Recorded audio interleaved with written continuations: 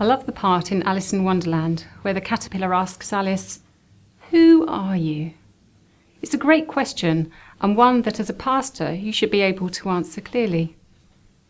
As a pastor, you fulfill a church's job description. You have a defined role. You know the expectations. But what about your wife?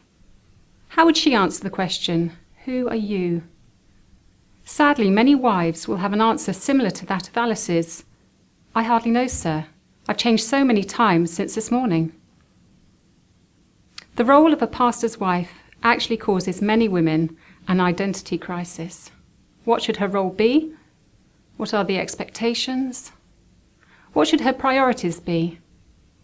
Yes, it's a privilege to be involved in work with eternal consequences, but there are very real challenges and struggles. For the wife, there is no job description, no clear-cut role. Her husband is the one being employed by the church. Her role is ambiguous, particularly as she brings her own unique set of circumstances to the role.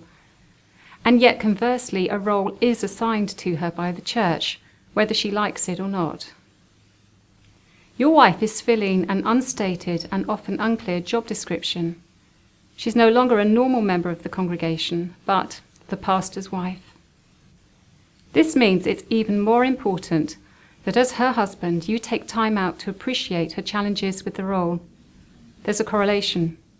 A flourishing wife usually means a flourishing husband, and vice versa. So, as a prompt, here are 10 suggestions for how you can help your wife to flourish. First, love her. As Christ loved the church, so you are called to love your wife. Marriage is part of your ministry. It's unconditional love. Number 2, make her your priority. Don't neglect her. Don't neglect the very relationship that is to illustrate Christ's relationship to his bride. Many of the wives who are struggling are intensely lonely. The nature of the ministry can often be isolating and alienating. You can feel like an oddity living in a goldfish bowl. But one of the key reasons for loneliness is their sense that they're not the priorities of their husbands. So spend time together. Use your day off together. Have fun. Number 3, communication. Listen to her, talk to her. Provide opportunities for her to be honest and transparent with you, and be those things to her too. Number 4, help her see that her primary identity is in Christ, not in being a pastor's wife. She is loved and accepted unconditionally by God, not because of her efforts and abilities. Help her to delight in the Lord.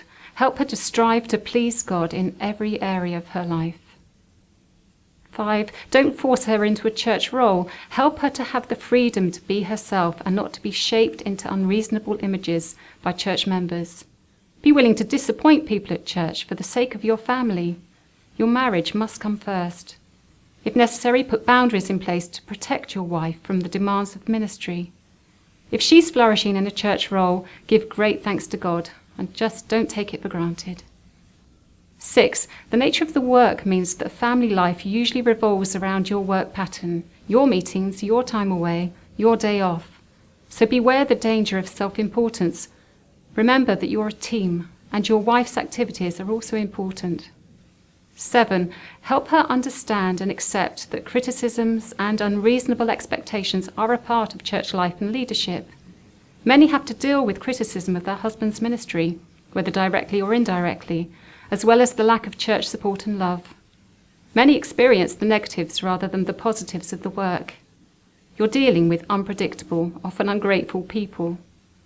Dr. Oswald Chambers said, "If we are devoted to the cause of humanity, we shall soon be crushed and broken-hearted, for we shall often meet with more ingratitude from men than we would from a dog. But if our motive is to love God, no ingratitude can hinder us from service to our fellow man." Number 8, invest in friendships. How often do you spend time with friends who can help to nourish your family life? Help your wife to be intentional about making friends outside the church. Encourage her to meet with a mentor. 9, invest in the spiritual growth of your wife. Pray, individually and together, and pray regularly for the church and the church members, as our prayers for others shape our attitudes towards them. And finally, number 10, Encourage her to read Christian books, to go to at least one Christian conference a year, and to listen to sermons that aren't always yours. So why are these things so important? I'm sure you know that your wife can make or break your pastoral ministry. The health and well-being of your relationship has a significant impact, not only on you, but also on the health and well-being of your church.